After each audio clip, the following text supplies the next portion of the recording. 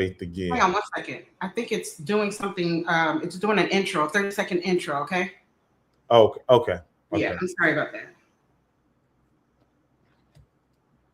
While you get yourself ready, I'm going to pull up these questions. okay. No problem. And how often do you go riding? Probably 3 to 4. Oh man, it did it again. Hello, hello, hello, everyone. Thanks for joining my live. Give me a few seconds. We're having some technical difficulties. For some reason, StreamYard is not playing fair today, and they keep kicking myself or my guest off the show. So just bear with us here. He's going to pop back in. While he does that, I'm going to just do a really quick intro that my name is Miriam.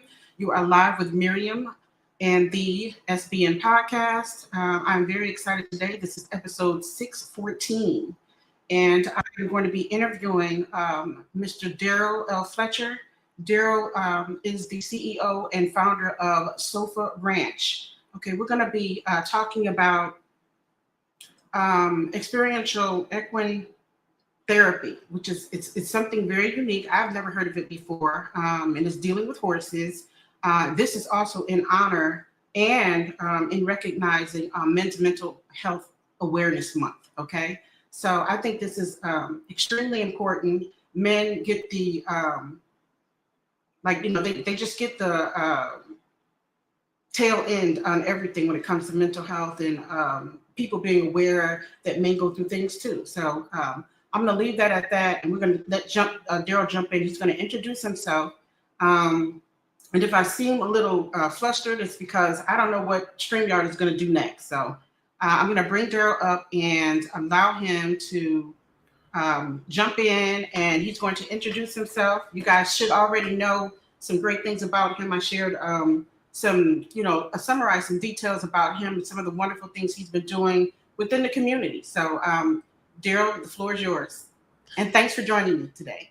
Well, thank you for having me. I appreciate it so much. Anytime we have an opportunity to speak about mental health, especially as a person of color and as a man, it's very important. I am the founder and executive director of Sofa Ranch, which is an acronym which stands for Stretch Out on Faith Again, where we give people and persons the opportunity to understand the power or the healing power of horses, as we like to say. And this has been a lifelong journey. I've worked with in service in the community for over 30 years, actually. I turned 50 in a couple of weeks. So I've been working with young people in youth ministry since I was 19 years old. I've been working with people in general in the nonprofit space for close to 30 years as well. So it's just an opportunity, and I appreciate the opportunity and thank you so much, really. I am happy to have you. Very glad to have you on my podcast. Everybody knows that this is a fairly new podcast. I aim to capture people coming in or people that's in business already, doing great things in the community, helping to build up our community. If you have a dream, if there's something that you aspire to do, and you're not sure about how to go about doing that, you just have a dream that's just on paper or it's just up here. You can pull that out of your mind, and it's time for you to expand on it. Okay, and the people that I bring on my show is to help you feel that, or to help you to grasp that, to be inspired, to know that it can be done. There are ups and downs when it comes to running business.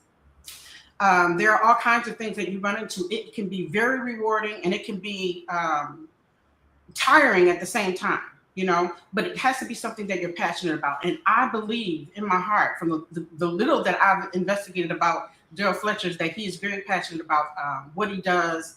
And once you hear more about it, you're going to just be blown back by the things that he's done and that he's doing, okay, to help people in general, okay? And again, today I want to just shout out, and for some reason, my banner that's going across the screen is not saying what it should say. I'm going to update the banner. Right now, it's saying support Sofa Ranch via the QR code. You see the QR code up to the left-hand side of my screen. I'm going to update that. I want you to know that this particular interview, and this is going to be a 4-part interview because it's that much information that he's got to share with me, or us rather, right? It's going to be a 4-part interview, and this again is dealing with men's mental health awareness. This particular episode, okay, and we're talking about using alternative medicine, basically with using horses, okay. And this series is called Silent Bonds, okay, because there's so much power in what it is that's going to be shared with us today, okay.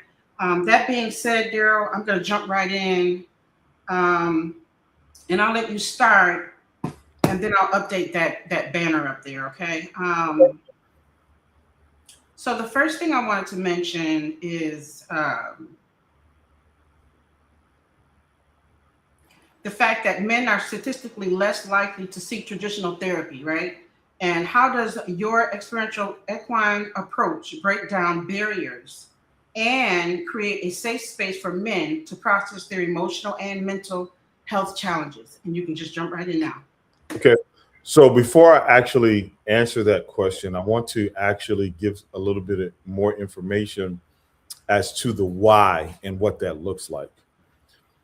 There are 2 specific components that have been challenging for men to seek mental health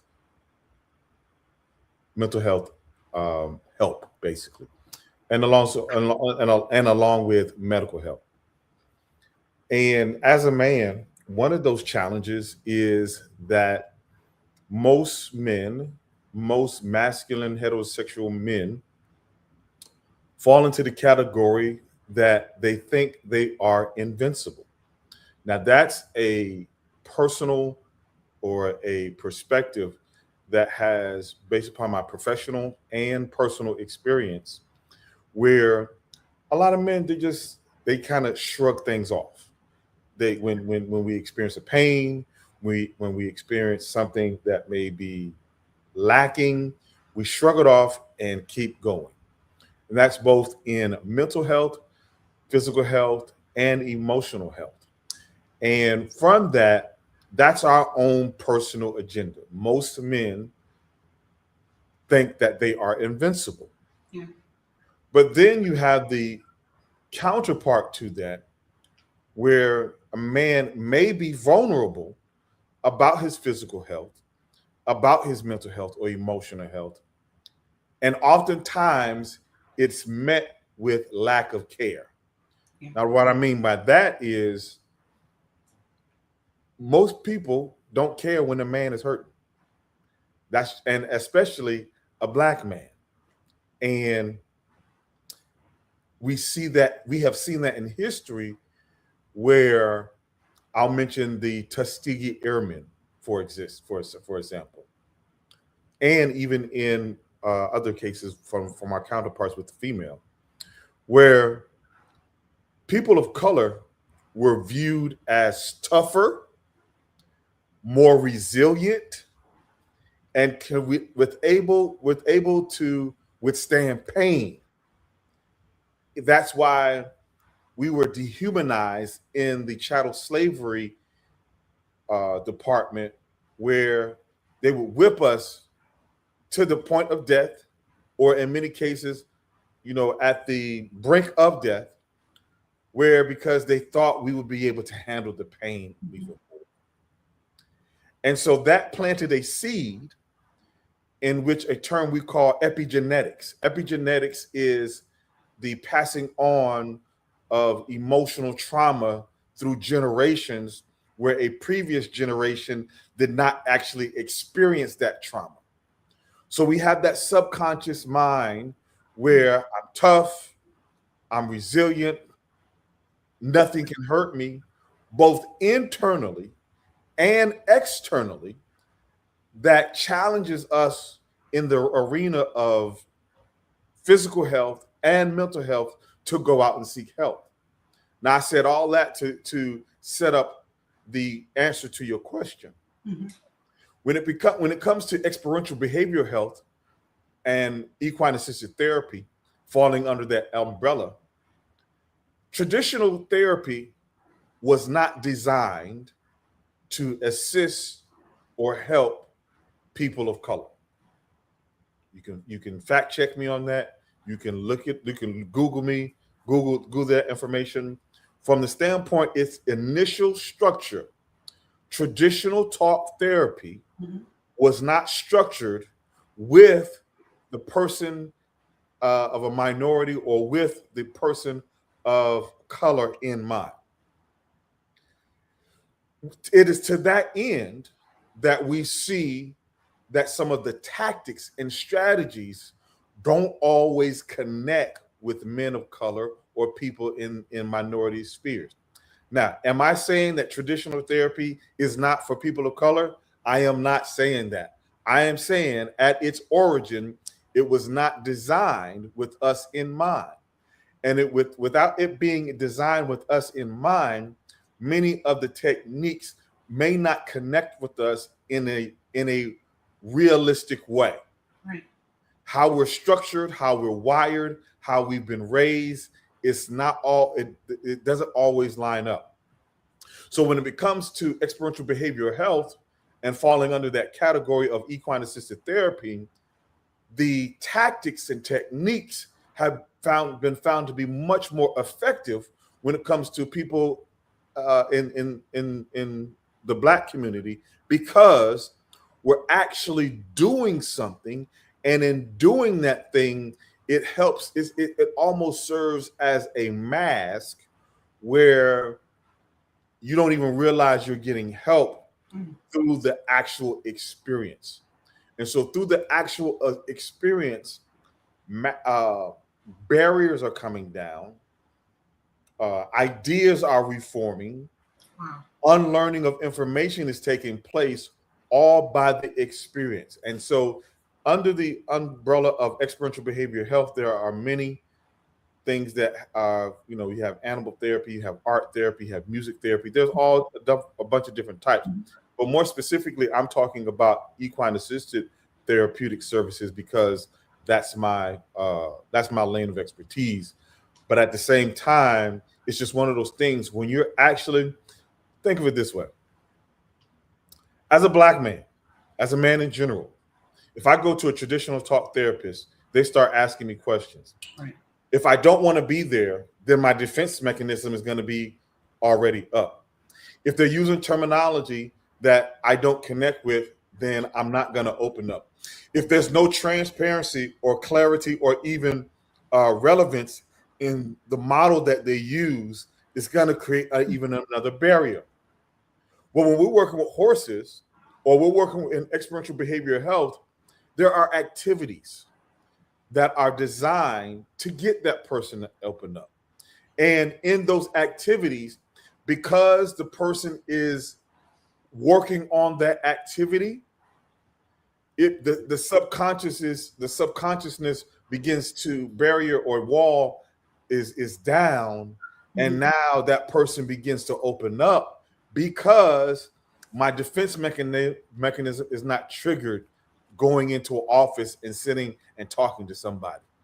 Do we need talk therapy? Yes, we do. However, experiential behavior therapy or equine assisted therapy can be a great supplement and also additive as it pertains to therapy in general. I love it. I love it. It's so true. And so basically, what I'm getting from this is that it's subconscious, pretty much. And I've heard of that term, epigenetic, traumatic DNA tags. I had the pleasure of learning about that through this amazing gentleman. I'll talk about him another time, but it's crazy because sometimes, like, I have a fear of water, right? And I don't know why. Like, I'll get in a pool, but if you're talking about an ocean or a sea or flying over the water, I won't look down, right? But there's just this fear, overwhelming fear of water. And you talked about, it's your ancestors that have gone through these different experiences, and those genes are attached to us, Yeah, it's very important that we understand how our ancestors and how previous generations, their experiences play an important part of how we filter the world. I'll tell you like this. My grandfather, a man who I have been with, touched. He's passed away in the late 90s, but he was born around 1912. Wow. His father and his grandfather experienced a level of slavery. Now, slavery had been abolished. However, they were still, just because, we're getting ready to celebrate Juneteenth, just because, somebody in the government wrote a piece of paper, it didn't automatically happen for many of the states and cities within the South. So they were up under a chattel slavery regime or chattel slavery style of life. Mm-hmm. And that was my grandfather's life for a long period of time. And I say that because I touched this man. I held his hand. He taught me things. I spent summers on his farm. And the impact that he had on my life was through the filter of slavery. I know nothing of slavery. I am 2 and 3 generations removed from quote unquote slavery. However, the mentality was still there. Therefore, some of the rules, some of the directions, some of the instructions was from a filter of fear, from a filter of degradation, from a filter of not knowing what it is to be quote unquote free, but testing freedom out. My grandfather was 27 years old, came to town, met my grandmother, who was 14 years old, and 2 weeks later, they got married. Now, in today's times, they would call my grandfather a pedophile. Right. They would call my grandmother a victim or being sexually assaulted or whatever the case may be. But at that day and time, that was a norm. Yes. So some of the things that they experienced were okay. And once again, that grandfather parented my mother, who raised me. Mm-hmm. And so some of those fears, degradation, and filters of the view of the world was passed down to her. Now, my mom is 87 years old today. Wow. And with that, she has been through Jim Crow. She has been through the civil rights movement. She has been through all these different things in this digital age. But the way she sees the world and feels the world and filters the world is totally different. But I'm impacted. I have 5 children. And with my children, they are impacted by what my grandfather taught me. And I was considered what you call a strict father. And as a strict father, I was not doing something that was out of the norm. I was doing what I saw, what I taught, and what I would experience through the vehicle of my ancestors. And so my grandfather did not know how to read, nor did he not know how to write until he was, I believe, 70 years old. I can remember being in the 4th grade and making the honor roll and receiving all A's and B's on my report card, bringing it to my grandfather's house, being proud of what I had accomplished because of what my parents installed in me. But I was shunned away to show my grandfather my report card. Why? Because he could not read and he could not write. So there was no connection to them. And so as we're talking about mental health, who is concerned about an 80-year-old man's mental health who can't read or write? From that standpoint, is he even concerned about his own mental health? His mindset is, I got to live. Survival. I got to work. I got to take care of these kids. I got to make sure that food is on the table. Then you pass that down to a female, and my grandfather, they had 5 kids. And they're taught from that filter. Then you pass that down to me. So it is just, like I said, 2 or 3 generations away from slavery, but at the same time, we're still impacted. So with this new generation, a lot of young men are getting into the space of mental wellness and mental health. Mm-hmm. And they see this as, oh, this is how it has always been. So there sometimes may be a disconnect with previous generations, but it has not always been like this. This has been through years and years of unpacking. And so I applaud you in providing this space where people can learn more about the healing power of horses, because it is a powerful tool that we are using, and we are seeing people lives being changed and lives being impacted by just interacting with the horse. Amazing. I love that response. The next question I'm going to ask you is regarding veterans and youth. Beyond men, your ranch serves children and veterans and families. Okay. Can you share a specific story of how your nonverbal bond with horses unlocked healing for a veteran or a child that traditional talk therapy couldn't reach? I have a client that I work with, and mother was very concerned about his social skills, his anxiety, and she brought him to the ranch and engaged with the horses, and we're working on his leadership skills.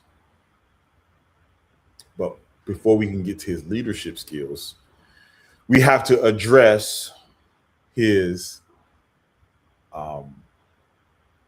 own filter that he has, how he sees the world, how he think the world sees him.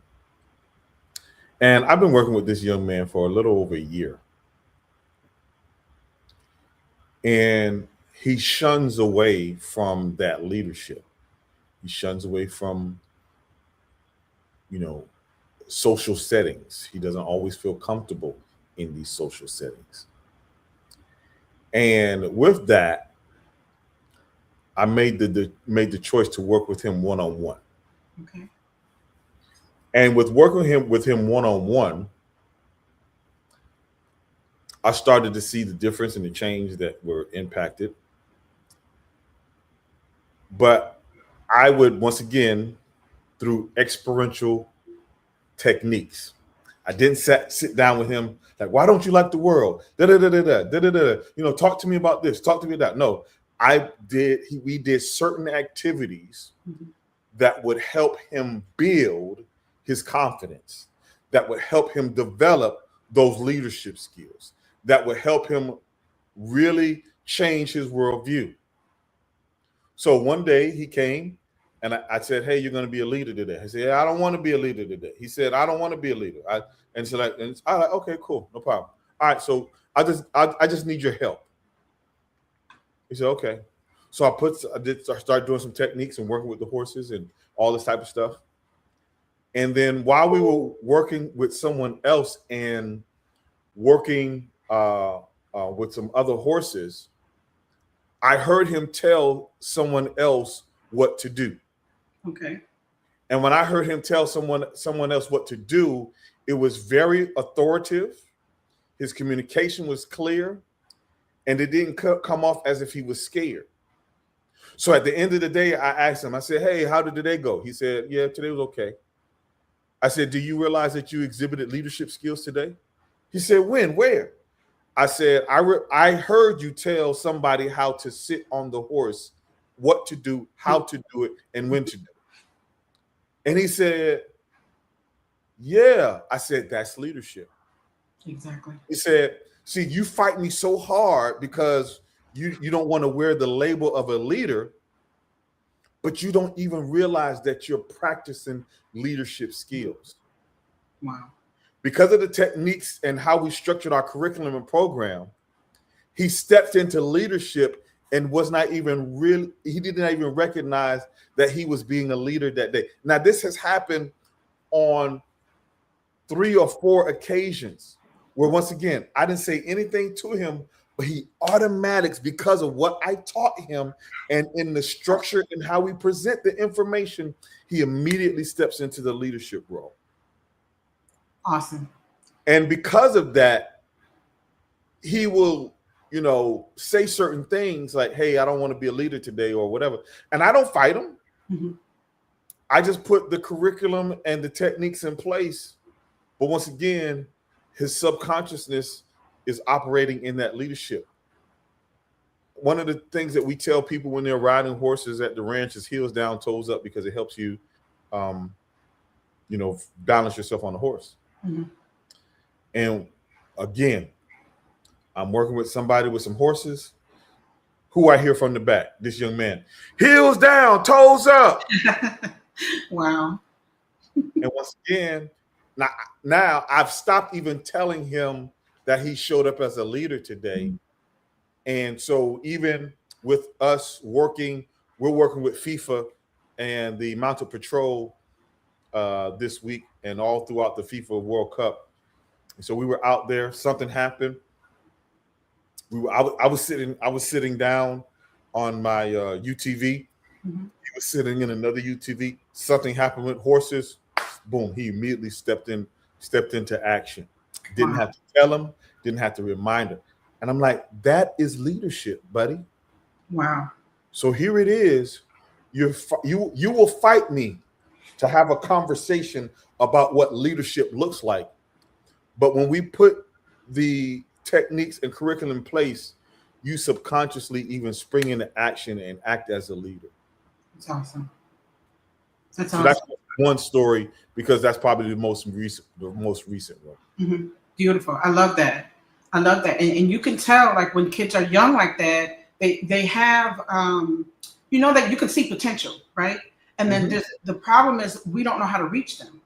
Mm-hmm. So this is key, and I hope that people are watching and listening. I'm hoping that this particular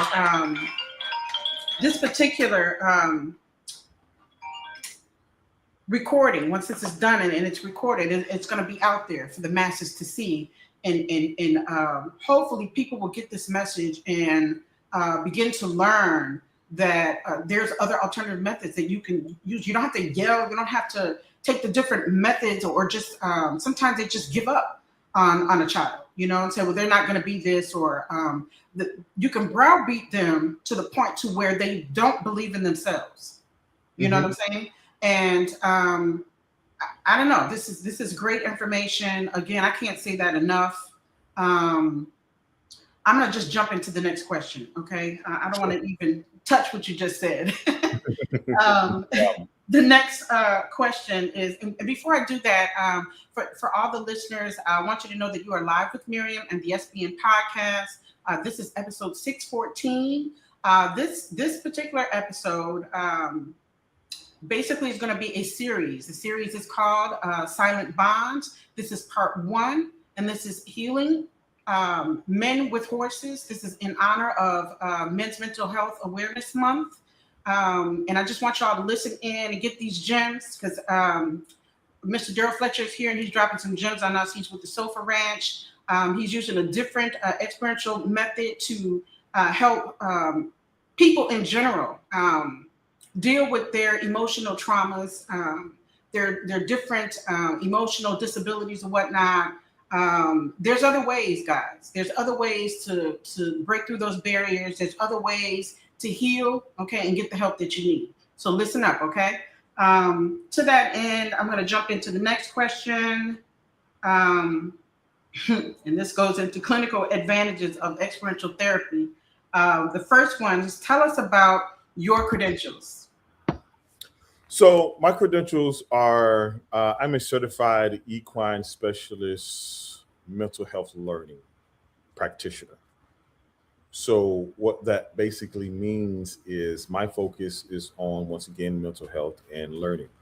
I am certified through an organization called PATH International, which is a international recognized accreditation platform or accreditation vehicle for equine assisted services. And with that, there are several different other credentialing arms or organizations across the country. But from the standpoint of the work that I do, I've also had the opportunity to work with different counseling and different coaching mechanisms and certifications. And with that, I have, like I said, I've been working with youth for over 30 years. I was a youth when I was working with youth. I was a freshman in college when I started working with youth. And I've always had that opportunity to want to impact the lives of young people. And so one of the things that is, I would say, that is unique about me is my filter of yes and. A lot of times when people come into our sphere or our world at the ranch, they're like, "Oh, you've been working with horses all your life," or all this type of stuff. And technically, from a recreational standpoint, I have been working with horses for a large portion of my life. However, I have lived several different lives. I've been a consultant. I'm a published author of 3 books. I was a youth pastor for several years. I've played sports in semi-pro basketball. I've had the opportunity to just travel the world as a missions director. I've been all over the country leading missions. But one of those things that has always been important to me was the heart of people. And it's so important that the work that I do, it is centered around the heart of people. I want to see people's lives change. Yeah. I want to see people's lives do better. I want to see people to come to the awareness of, I can do better. And so this past year has been a tremendously emotionally, financially, even physically challenging year, from the standpoint of resilience, from the standpoint of setback, from the standpoint of having to practice what I preach. And in that, people will, ask about credentials like you just have, and I totally understand those things. But what's more important to me Mhm. is not my resume, but it is my results. And we've seen over 7,000 people live be impacted. We've served over 1,200 students with our Horses Healing the Hood program. We have served over 200 families in equine assisted therapeutic services. And within all of that, it's about the impact and lives that we change. Daryl, that is your credentials. So, yeah. Awesome. I love it. And I just want everybody to know what I do before I have a guest on is I speak with them for at least 10 minutes. And then when I spoke with Daryl, that brief time we spoke, I was so blown back by everything that he shared with me in 10 minutes. I don't even know if it was 10 minutes, right?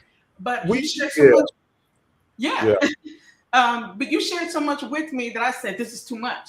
We got to break this up. I need to do a series because it's so much and it's powerful, So listen, if you are listening, okay, stay tuned because he's going to share more information with you. I got some more questions lined up right here. The next question I want to ask is the body versus the brain. Man, this gets really techy for me. Traditional talk therapy targets the cognitive thinking part of the brain. Why is experiential or somatic body-based approach like equine therapy more effective for treating deep-seated trauma and PTSD in men? Okay, so first off, I'm going to reiterate this, that I am an advocate for traditional talk therapy. Okay.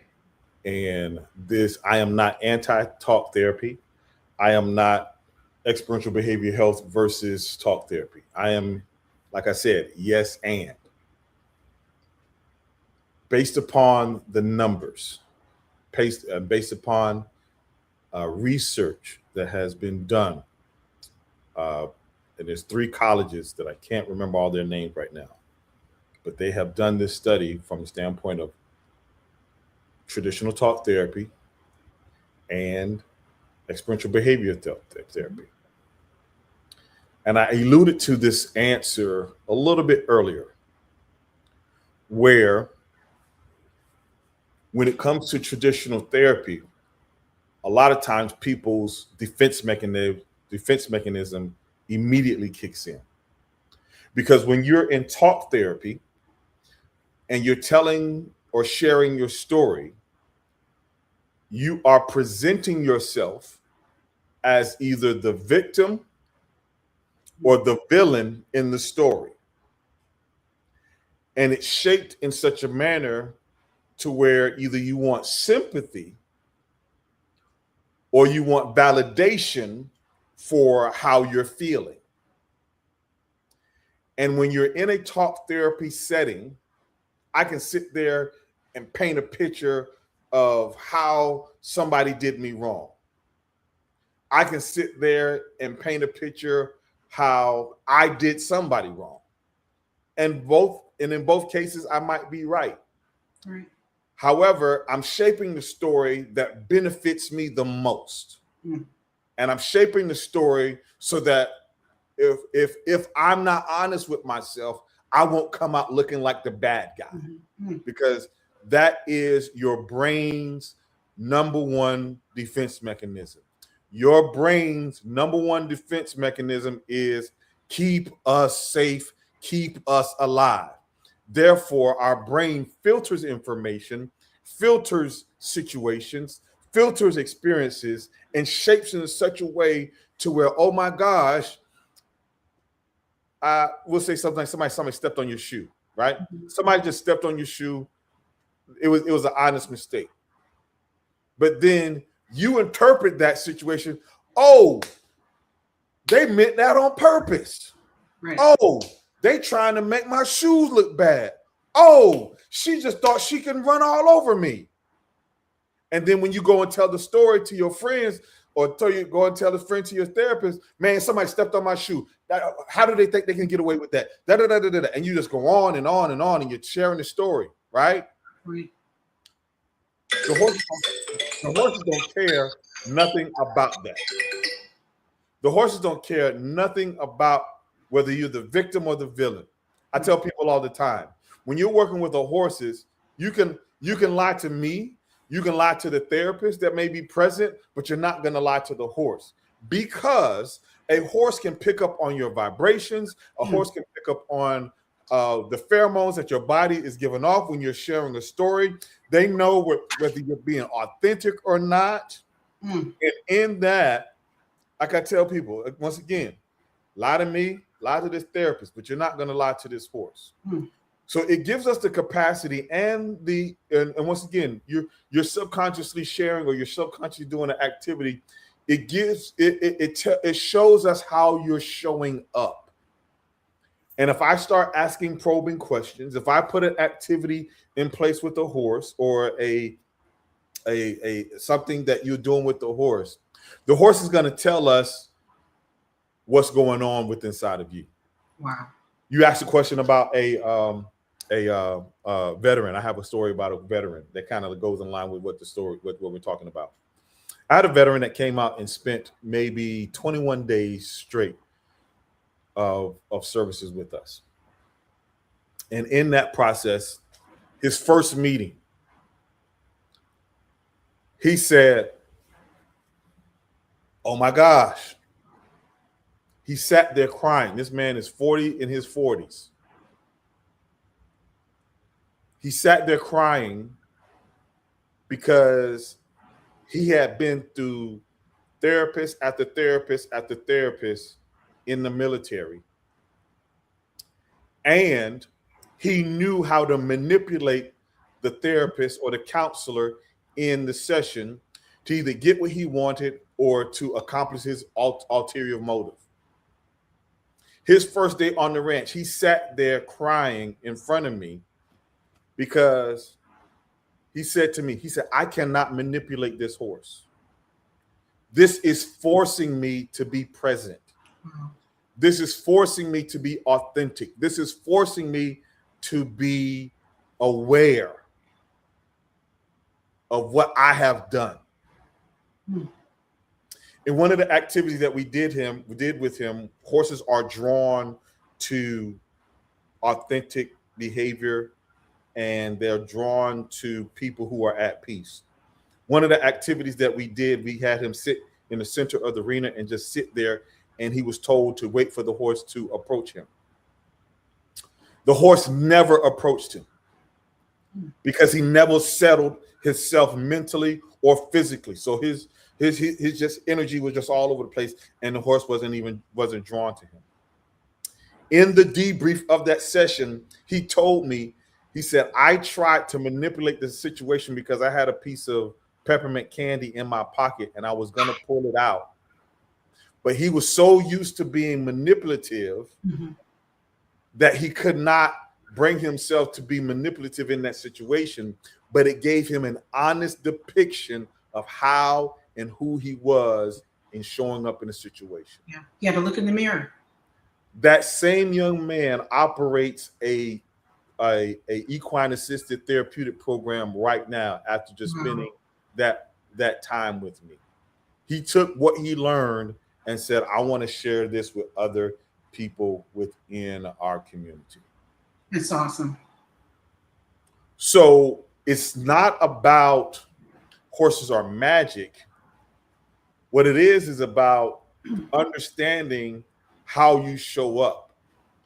And in traditional talk therapy, there are many times where you cannot always paint the picture in the best light and paint the picture how you want to. But when you're working with those horses, it does give us the opportunity to get to the authentic and real you. Yeah. The amazing part about this particular story is that, like I said, he was forced to see himself. You know, he was forced to look in the mirror. And I think the beauty in this is that, you know, when you're interacting with the horse, that's the power in it, is that it's forcing you to look, and you cannot hide. You're not able to hide. You shared something else with me during our first the introduction call, and that was, I said, I wonder if the horse, you remember this? I said, I wonder if the horse will like me. And something that you said to me, I took it back to someone else. You said to me, you like to be in control. And he said, don't, and I immediately got on the defense. And I was going to say something to, you know, to defend myself. And you said, no. He said, it's a natural thing. You said, it's a natural thing you're trying to protect yourself, you know? And I just, and then my defenses came down after you said that. My defenses came down because you told me it was a natural response. Yeah. In that natural response, it's important to understand how you show up. Mm-hmm. I'm working on my latest book that I have not released yet. It's called I'm Not Weird, It's How I'm Wired. Gotcha. I like that.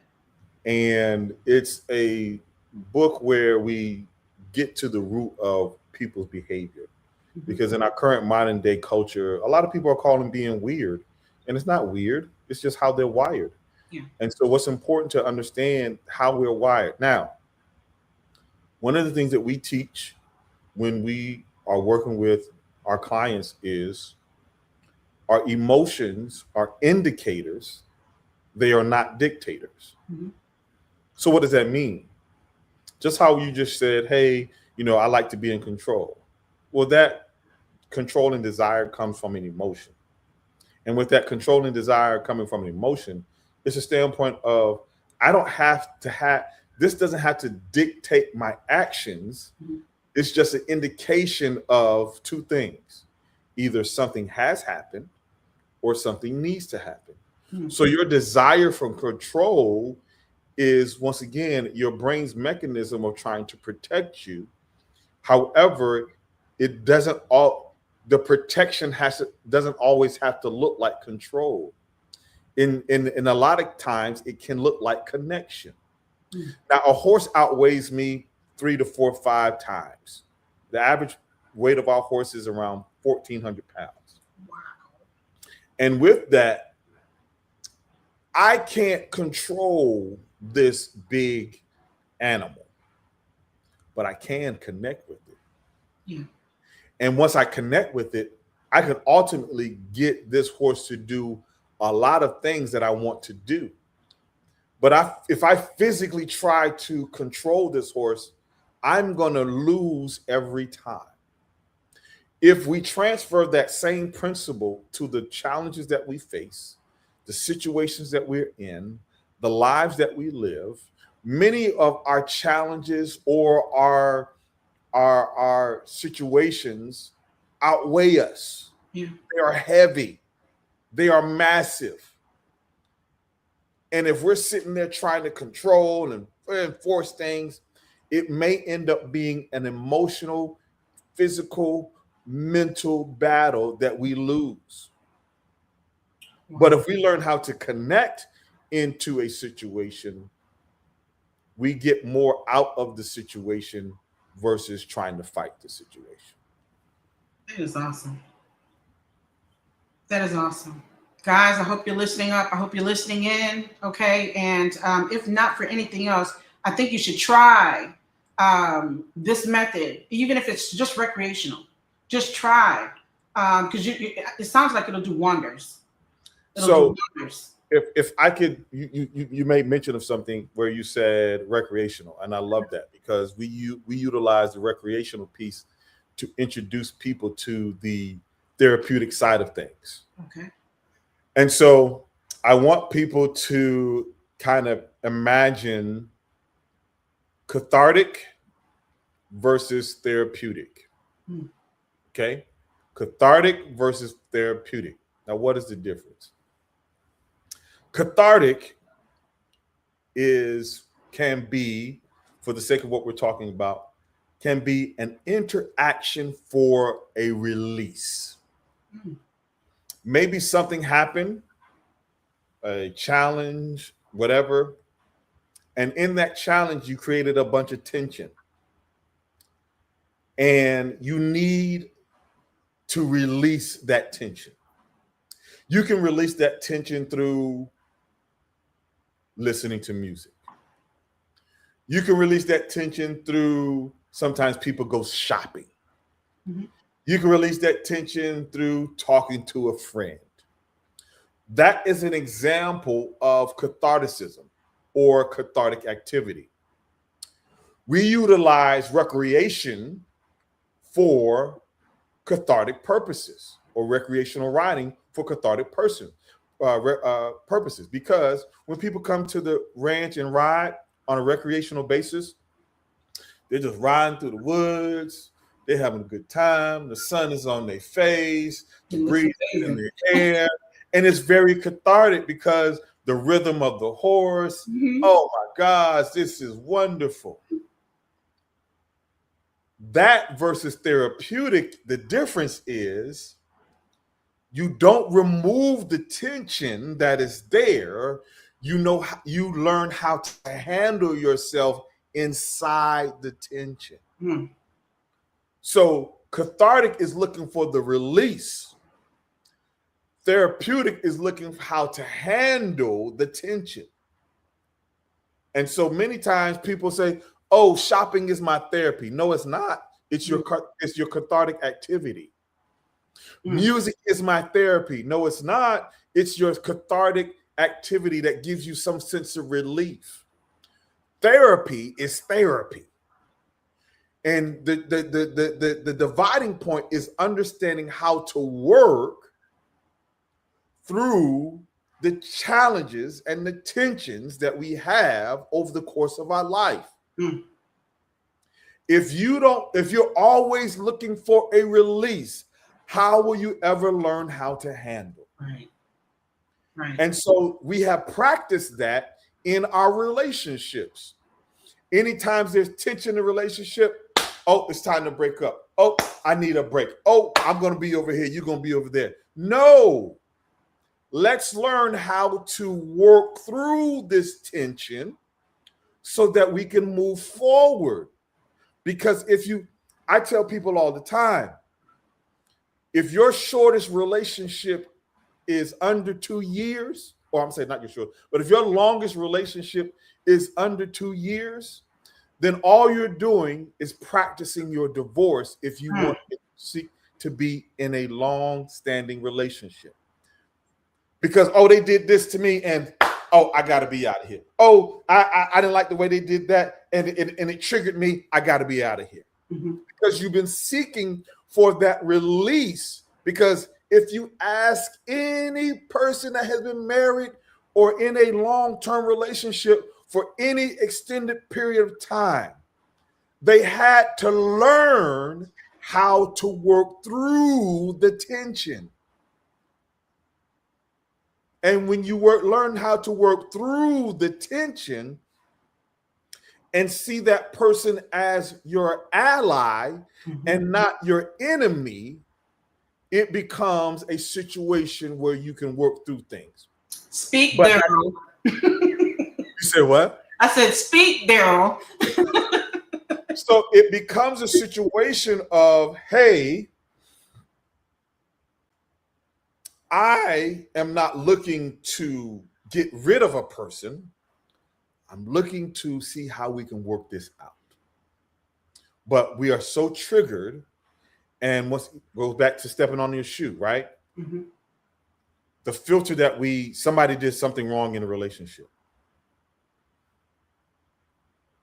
They sometimes automatically think that it was a personal vendetta against them. Or they think, oh, they meant to hurt my feelings. Or they knew what they was doing. And many times, speaking on behalf of men, a lot of times we don't, as men, we don't always know that a particular behavior may trigger you or offend you. Right. But when it does, you expect us to automatically understand you. And when we don't, who do we become in the story? We become the villain. Mm-hmm. And then therefore you're the victim. Mm-hmm. Wow. Rather than taking a step back, asking certain questions so that will provide a space for that man to open up and see, oh shucks, I didn't even look at it that way. Mm-hmm. Thank you for showing that, man. Now, are there men out here that are malicious in their intent? Yes. I'm not going to deny that. Are there men out here who honestly make mistakes or don't have all the skills to make better choices? Yes. But if everyone who offends you becomes your enemy, then you're not showing yourself as a person to be understanding, to be patient, or even empathetic. And so we have to start paying attention to how we frame our stories, how we frame our experiences. I am a person, like I said earlier, I have experienced a tremendous setback in this past 8 months of my life. And in that setback, I've offended some people. I have triggered some people. And I can take full accountability and full ownership of the triggering and everything that I played in the part. What I would like for those people who I have offended to do is I want you to take accountability of your behavior as well. See, if you can't try to hold me accountable without holding yourself accountable. That's right. It's two-part. And so how horses play into this is when you're working with the horse, one of the first things people will say if they do something to that horse, or if that horse responds a certain way, well, why did the horse react like this? What were you doing while the horse responded? Because you played a part. I had this same young man that I told of working on leadership. He was working with a horse that I've been working with. And the horse is strong and big and powerful. And we were taking this has nothing to do with therapy, but we were taking a casual recreational ride. And he got the horse all excited, and the horse just started running. And once the horse got running, he got the horse back under control, but the horse was still exhibiting behavior of, excitement. And I asked him, hey, you want to switch horses? And he said, yes. When the horse got with me, horse was calm, horse was cool, horse was under control. Wow. So he came back and asked me, well, why did the horse do that to me? He said, because when you started running, your heart rate was in excitement, and you did not provide an atmosphere where the horse was able to calm down. You excited the horse even more once he got excited. Wow. Well, when that horse is with me, that horse knows I'm a leader. My heart rate is low. My tone is calming. My presence is soothing for that horse. So that horse can ultimately trust me. Because horses have two responses, fight or flight. So he was running away from what he sensed as danger, but he can't get away from somebody who's on his back. So what is he going to do? He's just going to keep running. So this was a lesson for that young man to understand how he shows up in pressurized situations. Wow. Regardless of what you experience, regardless of what you're going through, regardless of the situation, try to remain calm. And as soon as I got on that horse calmed down. We went along about our sis, and he never tried to get away from me. Wow. I'm thinking that the response you just gave me ties into this next question. Okay. Okay, this is bypassing intellect. Many men are highly skilled at intellectualizing their problems or saying exactly what a traditional therapist wants to hear. How does working with the horse bypass those mental defense mechanisms? We just addressed this. Well, I'm going to pick up a little bit too, because when you're working with a horse, like I said, you get a real-time response. Mm-hmm. Most of the time when you're speaking to a traditional talk therapist, you're presenting your avatar. Mm-hmm. You're presenting, your representative. Mm-hmm. If I tell you, if we're having a conversation right now and I say, well, how do you handle stress? You know what you're going to tell me? You're going to tell me the best story of how you handle stress. I walk. Yeah. I handled it like this and this and that and da. My conflict resolution skills are like this. I'm like, okay, but let me put you in a stressful situation with a horse. We're going to see the real you. Because awesome. Once again, we present our avatar, we present our representative. Mm-hmm. And we do that in therapy, we do that in conversations, we do that in relationships, we do that at work. But when you're working with a 1,200-pound animal that doesn't care about your title, that doesn't care about where you grew up, that doesn't care about anything of that. All that horse cares is, are you authentic in this moment? And can I trust you? Wow. I'm going to jump over to, I'm going to jump down rather to, I'm going to skip over that other set of questions because I think it's dealing with everything that we've already talked about. Sure. And I don't want to be redundant, but while you were talking, I want to mention this before I even do that. a lot of times, men as boys, okay, coming up, and you see this a lot, when fathers teach their sons that you have to suck it up. You can't cry, right? And you have to suck it up. And a lot of what men are facing, especially our men, what they're facing, or what you guys are facing, is that you're dealing with trauma that it's not stuff that happened. The onset started when you were a kid, I want to say. And I'm saying this because I want men to know that it's okay, and that it's okay to seek out help, especially this way. You know, people just think you're riding a horse. You know, they'll think it's recreational. Mhm. So I want to bring up something Okay. that may be challenging to a lot of our listeners. If our listeners, yeah, it's going to be challenging, but I'm okay with that. As we progress in the evolution of our society, in the evolution of men, and in the evolution of women, as a man, now here's the thing, listen to what I'm saying. Listen to hear, not to respond. As a man in our current climate, it is a lot like playing double dutch.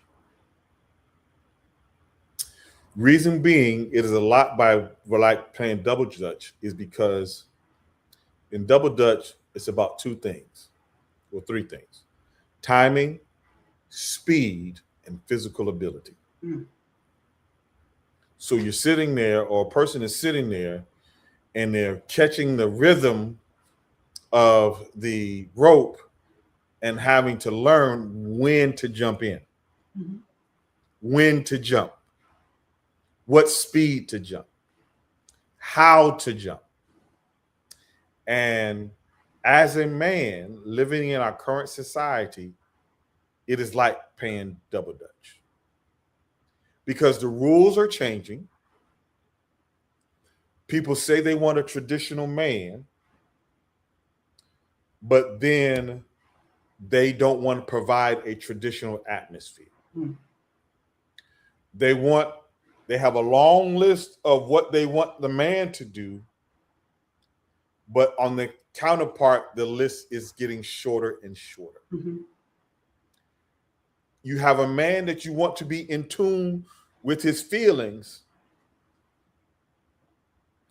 but you don't want no soft man either. Mhm. You want a leader, but you can't tell me what to do. And so, as a man, you see the ropes getting faster and faster, and you're like, well, where am I supposed to jump in at? Mm. So, from the standpoint of our mental health, there are a lot of things going on with very little consideration of how we feel, Mm. how we think, and from the standpoint of, I was watching a video, and this man, he married this young lady from another country. He married the young lady. She left him in 6 months, but she was trying to get her visa from that other country.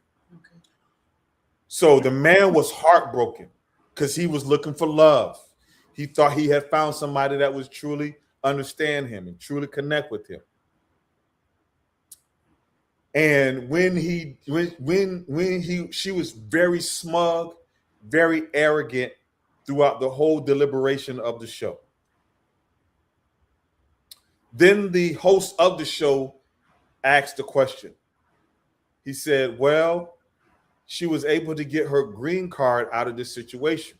Mm. The man chimed in, no, she wasn't. Because I'm the sponsor of the green card, I never filed her paperwork in order for her to be a citizen. Now, during the time where the young lady didn't know this information, she was very arrogant. She was short. She was smug with this guy. But the moment she found out that information that her visa did not go through and she about to get kicked out the country, Switched up. she turned into the victim. Where this man was looking for a traditional wife, got to the country and said, "Oh no, I ain't got to do all that. I'm gonna be done with you." But no, now he's the villain. He's all these different things. Nobody cared about how that man actually felt because he was being used. Right. And many men feel like that today. That nobody cares how we feel emotionally. Nobody cares how we feel financially. Nobody cares how we feel because we're men. Suck it up. But then when we operate in a manner that protects us and removes your protection, oh, now we're the villain. And that's why many men are callous right now when it comes to their mental health, when it comes to their physical health, when it comes to their emotional health, because they feel nobody's going to care about me anyway. Wow. I talk a little bit in from a high level of my last 8 months. In my last 8 months, I have lost a vehicle, I have lost my home, I have lost or a major source of my income in these last 8 months of my life. And not everybody, but there was a large number of people who showed up and said, "Oh, Daryl, you'll bounce back. You all right. You did this before. Sell me your horses. Oh, Daryl, you all right. Let me buy that stuff off you." There were very few people who were worried about my emotional well-being. I was gutted emotionally. Not only did I lose my business, I lost my home. And when people showed up, they showed up with a handout. "Hey, let me get them horses off you. I'll buy them horses." And in many cases, they didn't even want to buy them. They just wanted me to give them to them. And nobody or very few people were worried about my emotional well-being. I'm a man. I'm tall. I'm 6'8", 250 pounds. Wow. So my physical presence might be intimidating to a lot of people. Or my physical presence might be, "Oh my gosh, he's a protector. Oh my gosh, he's this." I hurt. But very few people cared about the hurt that I was going through.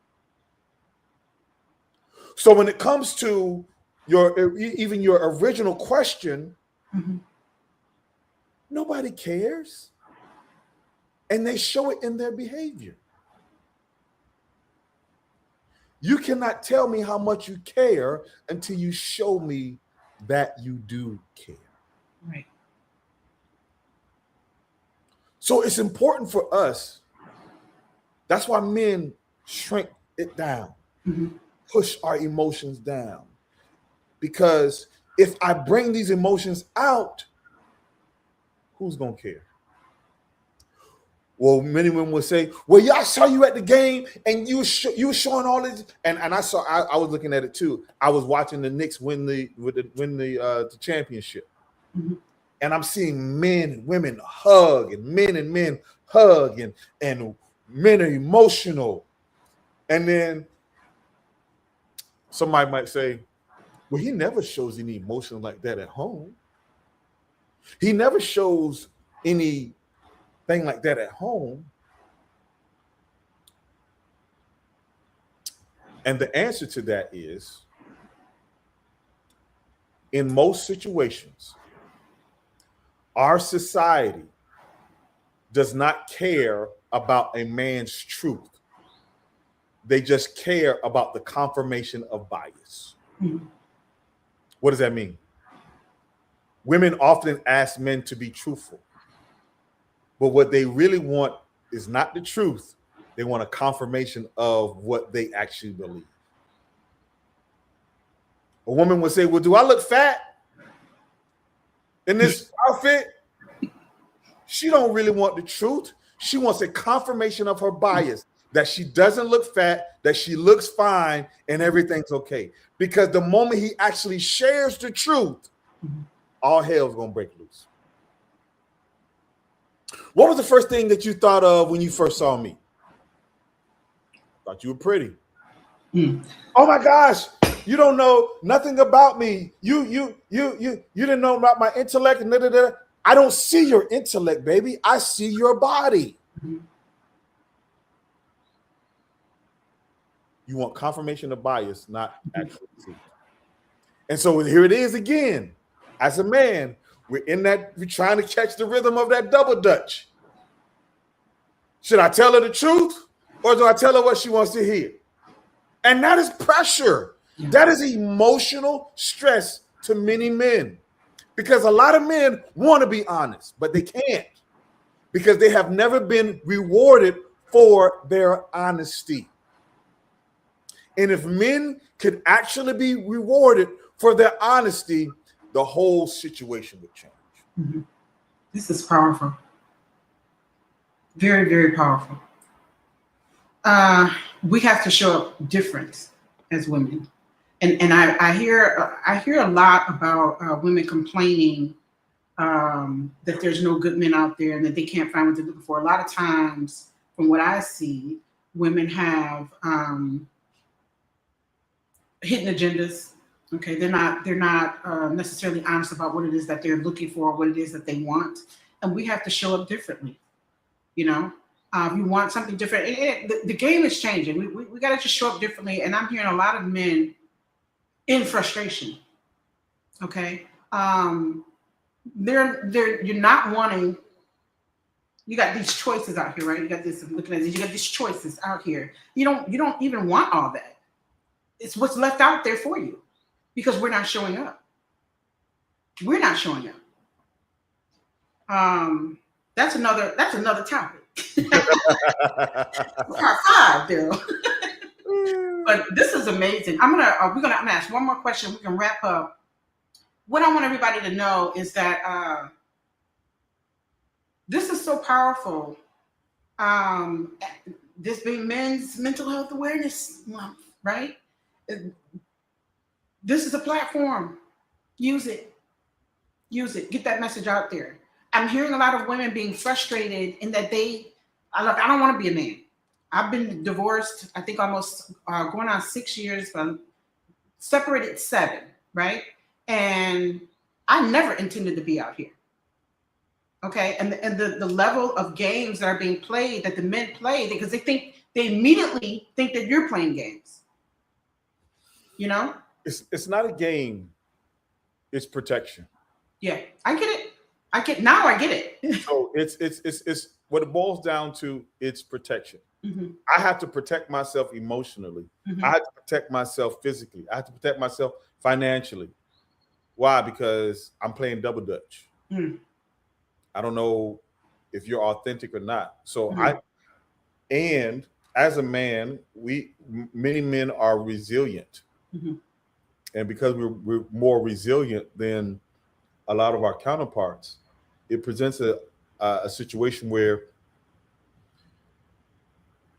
this game of protection, because that's what this all boils down to. Yeah, on both sides, really. On both sides. I'm just, because you'll have a person that has been hurt, and so that hurt shapes their behavior. Mm-hmm. And all they really don't want to do is they don't want to be hurt anymore. So to bring it to a personal place for me, when I started losing everything, I had some people like, man, Daryl, you can bounce back and you can do this again. And I knew I could. But I knew the work that it took me to get to where I was and the pain that I experienced just to get to that point, I did not want to experience that pain again. Of course. Of course. But you know, I want to just interject. And that is because, and I'm speaking from my perspective, okay? Because I too lost a lot, right? But for me, I feel like something beautiful took place with me. It was like a stripping of like an ego death that had to take place for the real me to show up, right? And I'm not saying that that's across the board for everybody, but the world is changing, okay? And so we're having to show up differently now. And in order to do that, there has to be a shedding, okay? Sometimes you're with the wrong partner. Sometimes you made bad choices in life in general or across the board, and it's a ripple effect of what the things that happens in your life, you know? And for me, it's like my daughter, she's like, Mom, you're like nonchalant about everything. You know, you're not worried. You're not like, no, I'm not. You know, because that's the control. Like I had having always been in control before, learning to not be in control or to not care about having control caused me to show up differently. And then I found an inner peace. I discovered something. I found an inner peace, and I'm like, I like this. I prefer this over anything. So for me, it's more about peace, okay, and finding truth. It's got to be real love. It can't be a facade or something, you know, superficial. It's not about, oh, let's keep up with the Joneses. I don't want to do that anymore. I played that game before. I don't want to do that anymore, you know. But the shedding had to take place in order for me to get there. You follow me? So sometimes it could be, we can think of it as a bad thing, but not necessarily. Okay, because you can be stripped down to rebuild, but rebuild with the right person. Mm-hmm. Facts. I'm gonna ask one last question, and then we can wrap this up. Want y'all to know that there's gonna be more of these great discussions. We got 3 more parts to this series coming up. More great topics to share. Let me get back to this. I gotta figure out which one of these questions I want to ask next to kind of close this out. We are an hour and 17 minutes in. Just so you know. But this has been great. This has been great. Let me see here.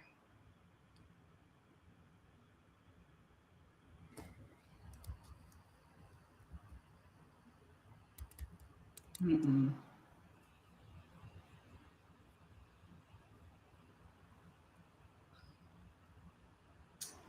All right, let's see.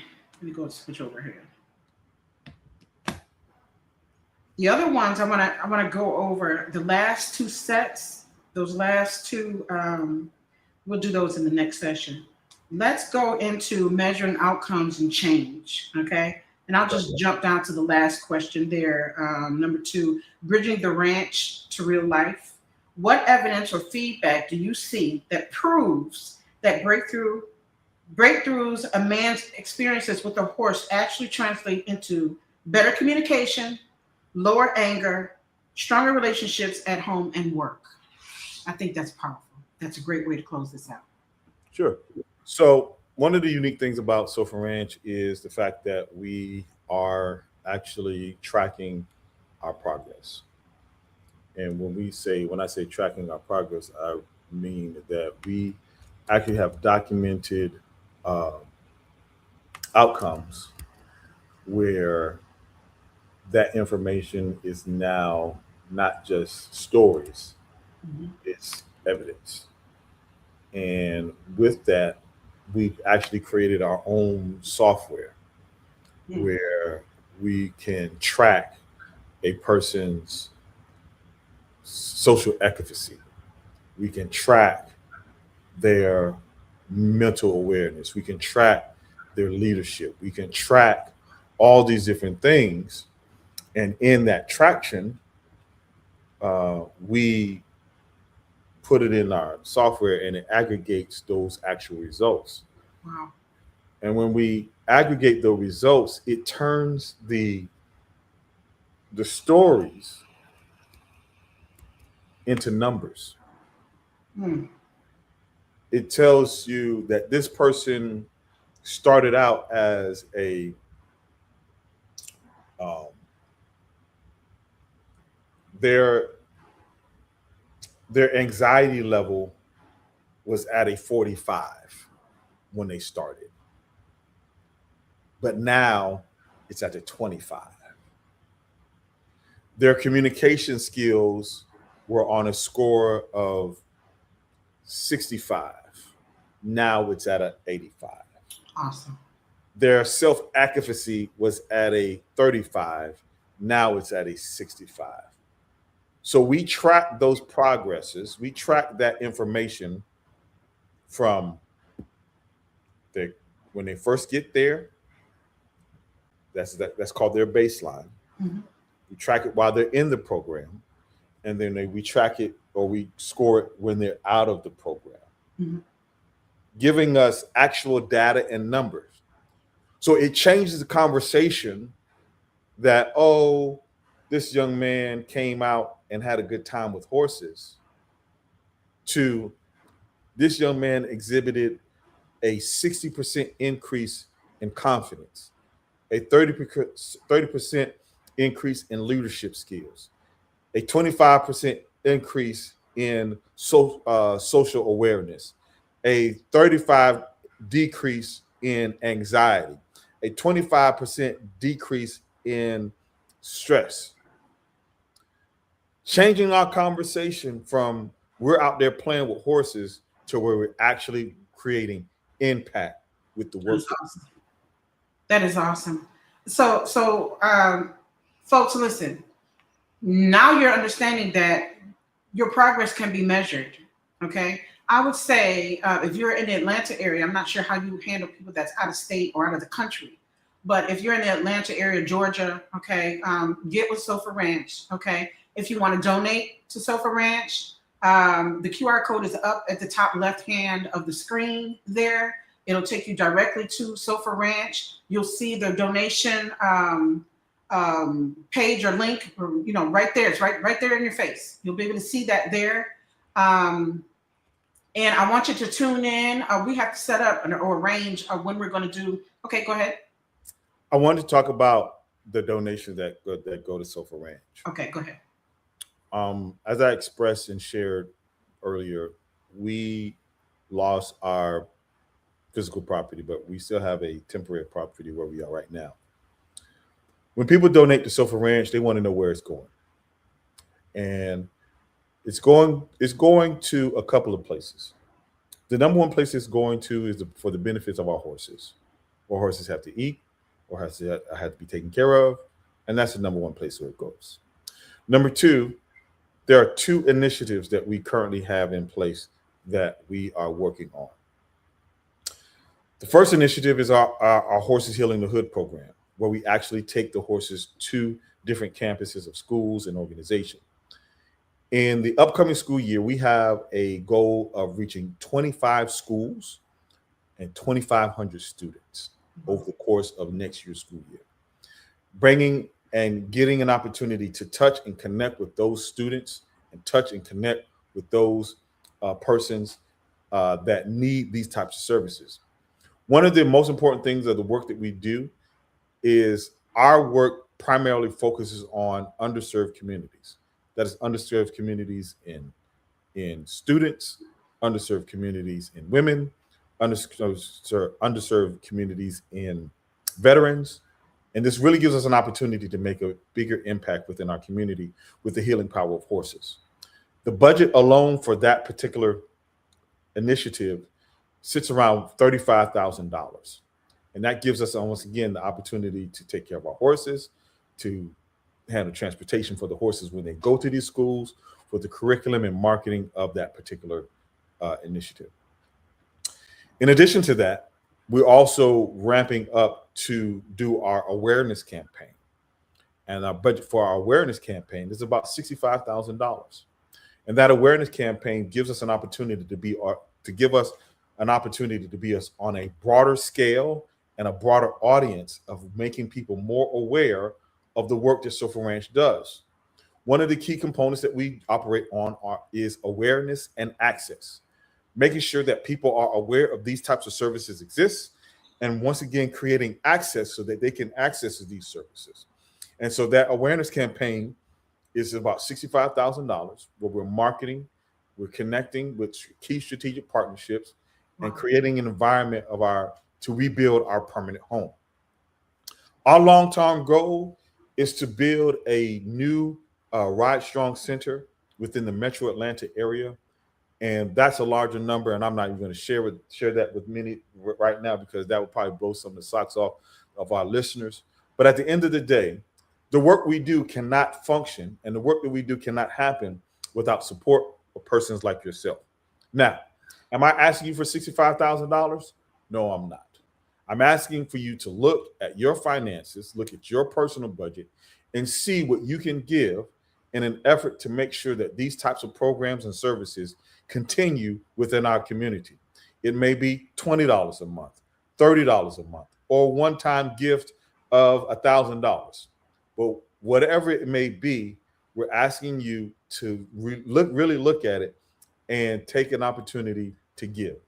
You've heard stories today of how children, men, women are being impacted by the healing power of horses. And it's very important that we continue this work so that once again, we have an opportunity to bring more awareness and access to these types of services.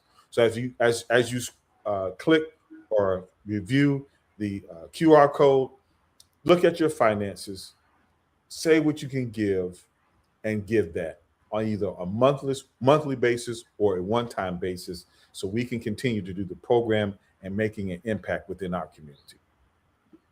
Beautiful. Thank you so much, Gerald, for being on my podcast again, sharing this amazing information, just shedding light on the fact that there is an alternative method out here that is, it works, okay? It works, and it can be measured, okay? You heard it all here. Again, I want you to come back in and join us again. We have to decide when we're going to have our next session, and I'll get with you later on that. But this is a 3 more parts to this, guys. I want you to listen in. We have so much more to share, okay? That's all I have for now. Again, you are live with Miriam on the SBN podcast. We're here with Daryl L. Fletcher, founder and CEO of Sofa Ranch. Thank you so much for joining me. And that's all I have for you guys now. Thanks so much for supporting us, and bye for now. Thank you. You're welcome.